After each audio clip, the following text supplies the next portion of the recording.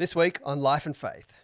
It's quite a privilege being a nurse because you are immediately trusted, but that trust means that you then get to come into those more intimate places with people. And this might sound very strange, but one of the most intimate places you can be with someone is at the moment of their death, where the focus is on that person, where they are valued, where they are celebrated for who they are, to partner with them as they end this life and go to the next. I can't put into words what that moment's like, but it's a very special, intimate moment. We have entered into an amusing ourselves to death moment in history. It doesn't make sense to me. If there is God, God's supposed to be free. I was 100% sure that I was sacrificing on the altar of truth my only chance for happiness in this world. Miracles don't necessarily change anybody's mind. They just get their attention. And so I had to run with my child on my back, the ESA army coming behind us. I said, gee, Uncle George, this is luxurious for a communist. Sonny said nothing's too good for the worker, nothing.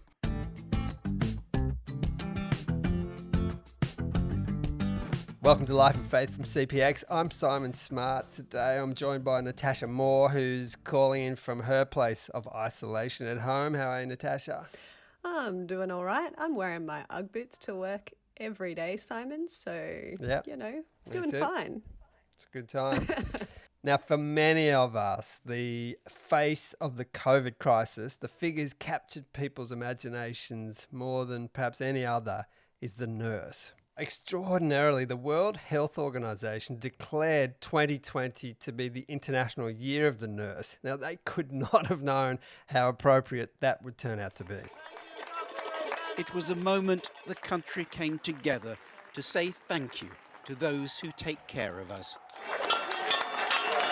It was an unprecedented show of pride in the men and women on the front line of a battle that threatens us all. I've today left hospital after a week in which the NHS has saved my life, no question. If I mention in particular 2 nurses who stood by my bedside for 48 hours when things could have gone either way. By the thousands, they keep coming to hotspots desperately in need of help. Some call them nurses.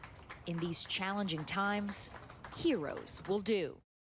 The reason it's the Year of the Nurse is because it's 200 years since the birth of Florence Nightingale, the woman who kind of made the modern nursing profession. She is someone who we really, really wanted to include in our documentary, For the Love of God, How the Church is Better and Worse Than You Ever Imagined, only that didn't quite work out, alas. Didn't make it in, but it did get into the book, and you made sure of that. But what was it, Natasha, that you would wish people to know about Florence Nightingale? Yeah, she wasn't being left out of the book. I think what I love about her is that she just very much defied expectations.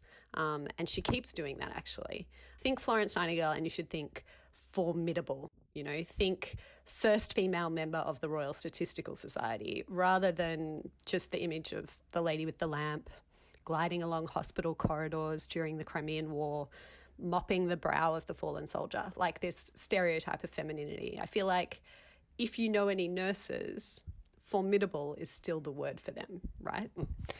Yeah, sure. They're definitely the kind of people you want to have around in a crisis, which, given we're in the middle of a massive global one, it seems appropriate for us to celebrate them today. Yeah, so this episode is kind of an ode to nurses and what they do for all of us. We got to speak with a bunch of them. By the way, these nurses, we should say, are speaking for themselves, not on behalf of their employers. And Natasha and I aren't going to say too much in this episode. We really want you to hear what nursing is all about in their own words. We bring you then 6 nurses in 5 parts. Part 1, the call. Why did I become a nurse? So I'll tell you the true story. I actually filled in my application for university incorrectly. I wanted to be an engineer, and in those days you actually wrote down the codes of the university you wanted to go to, and I wanted to study mechanical engineering at the University of New South Wales, but instead I wrote the code for nursing for university at Macarthur, and I ended up getting this letter saying, hey, congratulations, you've been awarded a position. I was like, no, this is an error. Vasiliki tried to fix her clerical error, couldn't, so started her accidental nursing degree. 2 weeks in, she was sent off to her first placement in a hospital in the Southern Highlands. Her experience with patients there sold her for life. She's now been a nurse for more than 20 years. She works in intensive care. She has a PhD in risk prediction. She teaches nursing at university. You never wish you were an engineer instead? No, I think that sometimes when I'm putting an IKEA table or something together, I'm a little bit frustrated and I realise, no, the universe, God did good in leading me to becoming a nurse rather than an engineer. So That's fabulous. Being a nurse was not plan A for Kelly either. I became a nurse by accident. I went to Actors College when I finished school and was doing musical theatre and drama and working a part-time job, and my sister was a nurse. So she said, you need to do nursing, then you can become an agency nurse and work whenever you want to, so you can still go to auditions. And then I started nursing and I just loved it so much. So I just kind of gave up the acting gig. Kelly not only became convinced that she should be a nurse, not an actor, but that she should go overseas with an organisation called Mercy Ships. Mercy Ships is a volunteer organisation. It's a hospital ship, and it's purely a surgical ship, so we don't do medical. We just provide surgery, and they follow the 2,000-year-old model of Jesus, which is to bring hope and healing to the forgotten poor. So everybody that is on the ship is a volunteer. We also pay for our time there, so we pay for our food and board to be there and to work there. Yeah, we dock outside a country for 10 months at a time and provide free surgery to those that need it. Let me get this straight. So most nurses, we feel are underpaid, right? They do amazing work and should be paid more. You are doing this more intense version of it and you're paying to do it? Yeah, kind of. Talk me through that. Why do you do it? I actually had 2 jobs that I really, really loved. I worked at Sydney Children's Hospital and I worked at Prince Wales Private for a neurosurgeon. I just really felt like I had more than I needed. I had never wanted to go to Africa apart from a safari.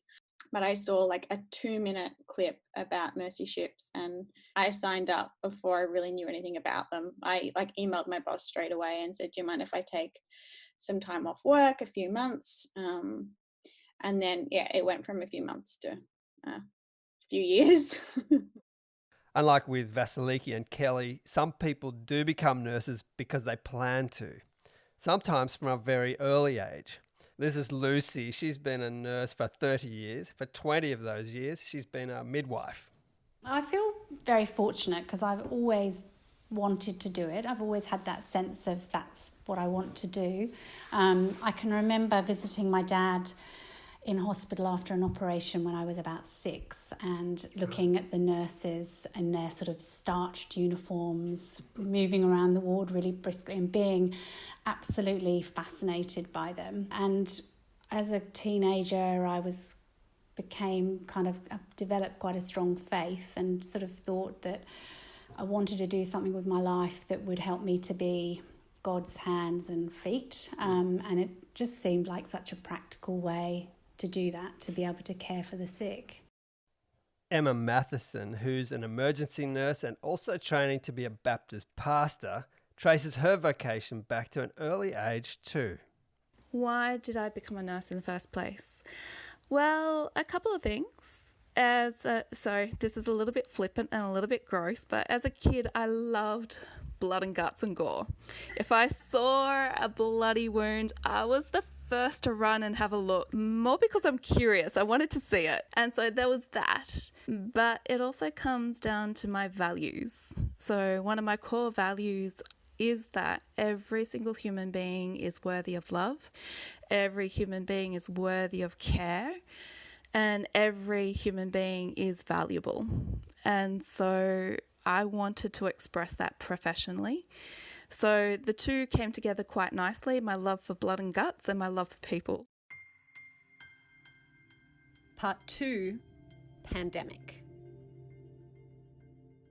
Now, for pretty much every person in the world today, COVID-19 has been a wave that came up suddenly and just overwhelmed ordinary life. Caught us in the middle of going about our business.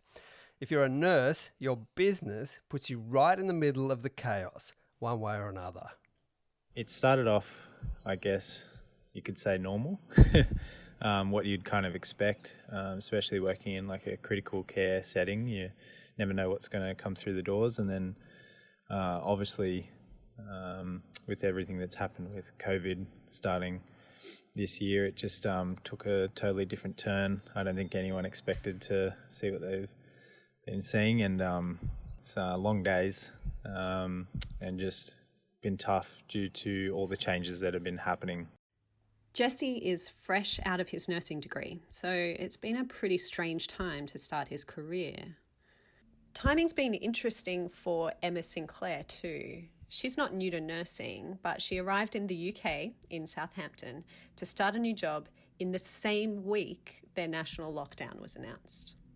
It's been interesting to be working in the NHS as a nurse during this time. Obviously, the UK has a big emphasis on protecting the NHS and making sure that we're not overwhelmed. And that was one of the main concerns at the beginning, was that we would be so overwhelmed that we would run out of ICU beds, that we would run out of ventilators for all the COVID patients. And so it's been interesting seeing how the hospital system has dealt with that.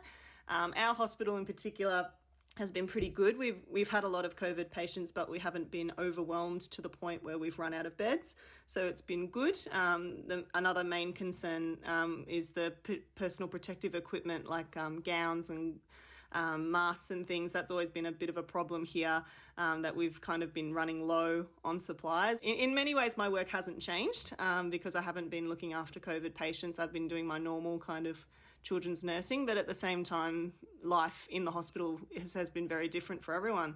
And as just someone who's new to the country, obviously it feels a bit odd because I haven't really been able to experience life here very much. And the fact that, I've made a few friends when I first got here, but we can't even catch up in person because we're not allowed to. I can go out to exercise once a day. I can go to the supermarket. I can go to work. That's about it. Back in Sydney, Vasiliki is experiencing firsthand what efforts to cope with this pandemic look like. I work in the intensive care unit of a major teaching hospital, and we have 5 intensive care units, and one of them has been, well, actually 2 have been converted into what we call COVID land. So I'll tell you one story that resonated with me. This was the first patient I actually nursed with COVID-19. And the good thing is that they are no longer requiring a ventilator to breathe. What shook me was when I was asked to go into COVID land to nurse the patient. They were the same age as me. And so in the media, prior to going into work, I heard stories about, so-and-so elderly resident has died at this aged care facility and they were, X years old and what have you. And then I go to work, first ever shift, COVID land, and I'm landed a patient who's the same age as me. And that really resonated with me, and it scared me because I thought, oh my God, if it's happened to this patient, it can happen to me, it can happen to anyone I know. Kelly from Mercy Ships spoke to me from quarantine, day 7 of 14. I'm in the Marriott in Darling Harbour. How do you eat? They deliver it to the door and then they knock around. So you really don't see anybody? You can see them out the peephole. You see like the army and the Air Force and the police like walking past. Wow, they're like patrolling your hotel corridor? Yeah, you're supposed to like put your rubbish outside the door and like literally like they obviously can hear you open your door, so then they like jump up and check that you're not trying to escape. A lot of Australians who've been living or travelling overseas are very relieved to make it home. For Kelly, the arrival of coronavirus meant the total disruption of her work and her plans. It's very difficult. Like the ship has been my home for 2 years and the people on the ship are my family. And the plan was that I was going to serve for another 2 years. I had committed to the next 2 years and I don't know how long after that. And it's been really difficult to leave. And I mean, it's not wise to continue because it's a ship that's run by volunteers that come from all over the world. So that's why we had to shut it down quickly. because it would hurt the people of Senegal more for us to bring COVID to Senegal.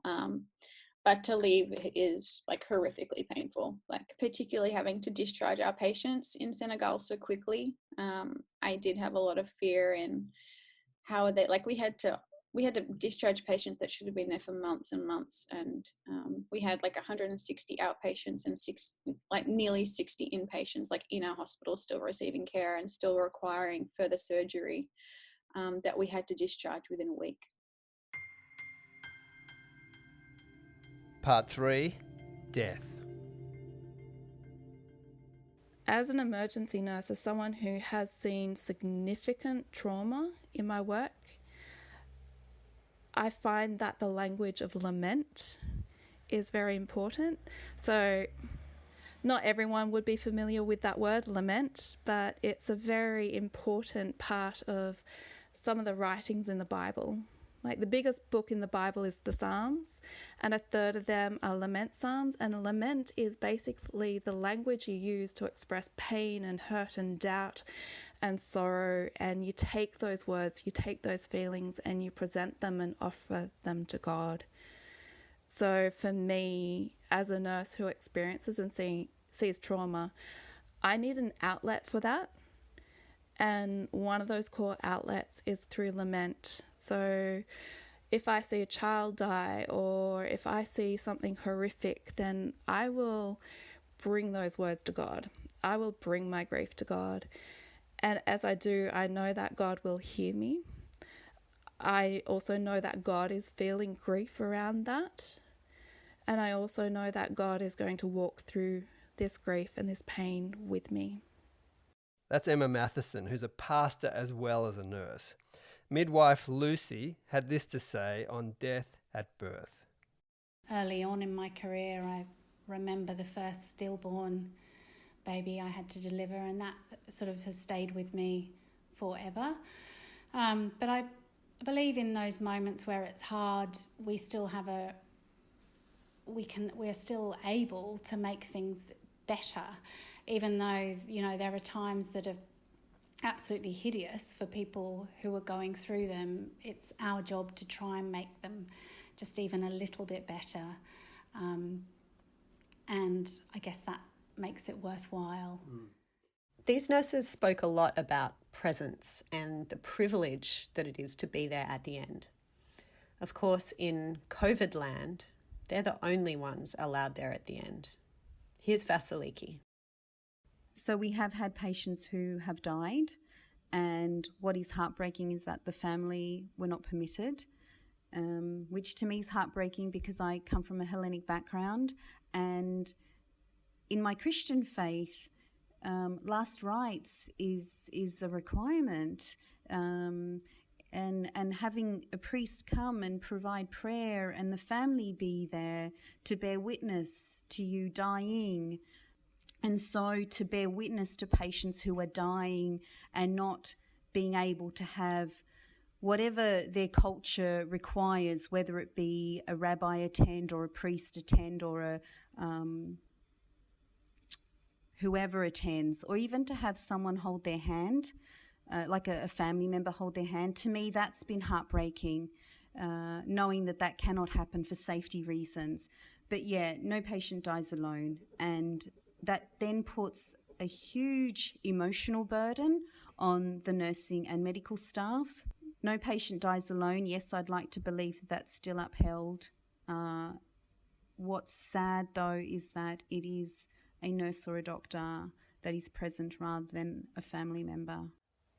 I think my favourite moments in nursing are those rare times where I get to sit with a patient and I get to hear their story, where they share with me something quite vulnerable about their life.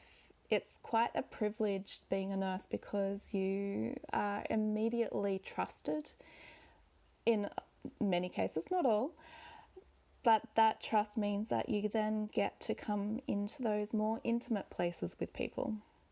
And it's a real joy and a real privilege to be there with people. And this might sound very strange, but one of the most intimate places you can be with someone is at the moment of their death. And it might sound very strange, but I find it a very special time to sit with someone as they approach and enter death. Like, everyone celebrates birth, and that's a wonderful, beautiful thing. But death can be a very special, beautiful moment as well, where the focus is on that person, where they are valued, where they are celebrated for who they are, to partner with them as they end this life and go to the next. I can't put into words what that moment's like, but it's a very special, intimate moment. Part 4, Humans. Emma Matheson of the double vocation, nurse and pastor, talks about what those two professions have in common. Yes, at first they do seem a little bit weird and they don't seem to gel, but actually there is so much crossover, because the heart of being a nurse is valuing every person and treating them as you would like to treat a loved one, and promoting their health and well-being. And being a pastor is quite similar. It doesn't matter what you think of faith, but the heart of being a pastor is valuing every human being as being very valuable and made in the image of God. And every human being deserves care and love. And that's the heart of being a pastor, which is sharing that love to every human being. As a midwife, Lucy sees people at some of the rawest, most stripped-back moments of their lives. Most people, it's pretty easy to find a connection with them when they're going through something that's raw and difficult. And you kind of, all the fluff and all the superficial stuff gets pushed away, and I find it quite easy to get a good connection with people, because we're not pretending. So again, I guess that's part of the privilege of being able to see somebody at their most real. Obviously there's so many different personalities. You don't get along with everybody, and sometimes when people are stressed, they're difficult and challenging. And so I don't want to kind of paint that, well, we all have such a lovely time together, and it's there are challenges, but generally I do see it. I feel like I've seen people of many different cultures, colours, religions, and I feel like the essence of us is all the same. When we are in pain, or when we have great sorrow or great joy, our humanness is the same. Like we all feel, and that's so. I don't see a lot of difference between us when we're all kind of cut back. Yeah. Remember Vasiliki, who put down the wrong code for her uni degree and ended up on prac as a nurse in the Southern Highlands instead of a mechanical engineer? Here's one of the stories she told me about what made her stick with her mistake. There was a patient who was dying, and he was dying of lung cancer, but he was still mobilising and doing things independently. And in my youth, I was a smoker, unfortunately, and I had a packet of cigarettes in my pocket, and he asked me, "Oh, could I have a cigarette?" And I said, "Look, take the packet." And I didn't think twice about it, because I thought, you're an adult, you're making a conscious, autonomous decision in the interest of yourself. But then he said something which remained with me. He said, "Thank you for listening to my request. No one has listened to my request since I've been here. You're the only one, and I feel now I can die and be okay with that." Anyway, he ended up dying the next day, and a lot of my nursing colleagues were saying that, "Oh, you killed him, it was your cigarette," and which was quite confronting as a 17-year-old to hear that, your cigarette contributed to this man's, death. But what I realised, even as a 17-year-old, was that I actually advocated for someone and put their interest and what they were asking first. I guess I want to acknowledge the honour in bearing witness to people's experiences, because it's someone who's actually in a vulnerable position, and to bear witness to that means that we have to honour their experience as well as them. Part 5, Salute. Here in the UK, obviously, I think everyone really understands the importance of the healthcare system and all the NHS workers. And so there's been a really nice kind of outpouring of support for NHS workers from the public.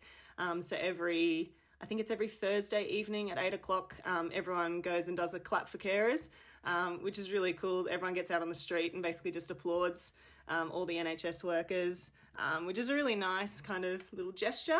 It reminds us that we're doing something important and that our work's not going unnoticed. Another thing that people have been doing is putting pictures of rainbows in their windows to kind of show support for the NHS. And so as you walk down the street, nearly every window's got a rainbow in it. And so that's always a really nice kind of gesture as well. So That's Emma Sinclair's experience in the UK, but Aussie nurses are getting some well-deserved attention too.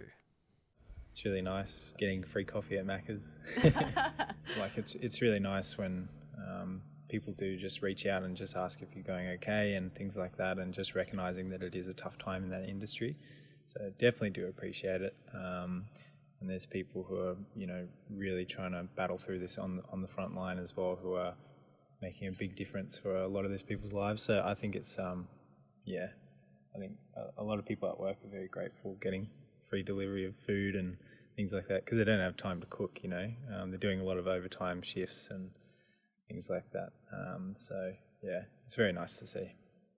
Nurses are the heroes right now and, maybe always. We asked them, though, what they wish the public knew about their work. What don't the rest of us necessarily get about nursing? Here's Vasiliki, then Jessie again, and lastly, Kelly. I think it's a really important question because a lot of the time people in the community have a misperception of what nurses do because of how we're portrayed on television shows. And unless a person's been in hospital and have actually had a nurse look after them, their experience will always be skewed by what they've witnessed on television. There's this actually funny meme from Grey's Anatomy, and it's got a patient being mobilised out of bed, and it's got 3 doctors mobilising the patient, and underneath it says, I always have 3 doctors trying to mobilise my patient, which is quite funny because that is not the reality. Usually it's, physios and nurses helping out. But in healthcare, every discipline is seen as linear. And what should be the emphasis is always what's in the best interest of the patient.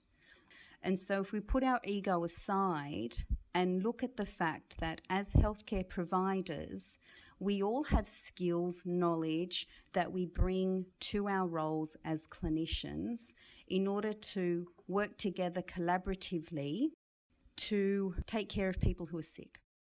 For me personally, and I think a lot of other nurses, they take a lot home, and I think they replay a lot of what happened during that day, whether they talk about it or not. So a lot of the time they'll go to sleep thinking about that one patient or those few patients, and so that can be tough, especially when you're worried about them. And a lot of people don't have people to reach out to and things like that. So I think, there's just, it probably plays a bit of a toll on their mind a little bit more than what people think. They might seem really happy because they're people, they're very good with people, but, they're still thinking about that one patient in the back of their mind, I mean, I think people know that we actually do care a lot about our patients, like a lot. We have to be really strong for our patients because it's not fair for the patient to have to comfort us, especially at the moment with all the suffering that everybody is seeing. I would hate patients or, family members to think that nurses had become hardened. But sometimes we do have to just push that stuff down so that we can support the patient or we can support the caregivers, but also that it really is the best job in the world. I wouldn't want to do anything else.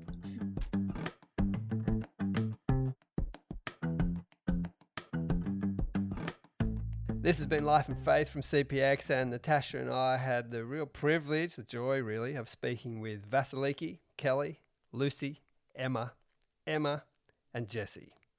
To these 6 nurses who made time for us in the midst of everything else going on And to all the nurses out there, we are grateful for you.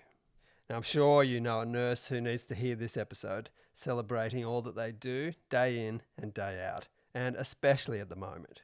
For a bonus, this didn't really fit in the episode, but stick around at the end here to hear Kelly from Mercy Ships talk about miracles and how seeing human suffering used to make her feel disappointed with God, but not anymore.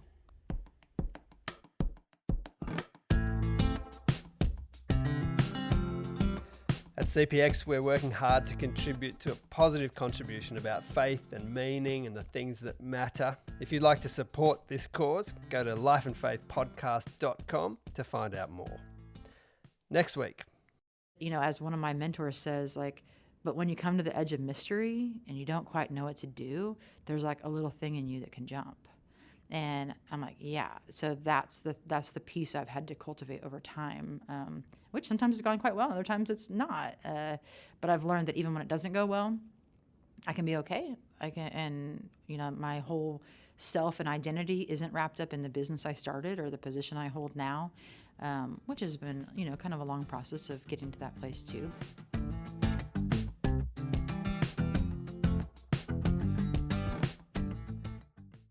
I literally have seen miracles. Like this year I have seen so many miracles. Like I saw a little girl that just stopped breathing and was being resuscitated by like 5 specialists, and she was being resuscitated for 2 hours and there was not an answer.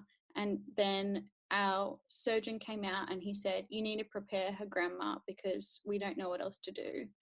And then we did like a ship-wide announcement. We have like an intercom that goes through the whole ship.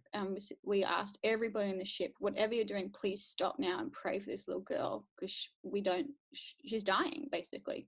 And inside the theatre, they didn't know that we had done a ship-wide announcement, but everyone stopped and we all prayed and asked that she would live. And she miraculously just started breathing by herself, like complete. And they even did like a whole debrief afterwards, a whole medical review, and they still don't know why she stopped breathing and they still don't know why she started breathing.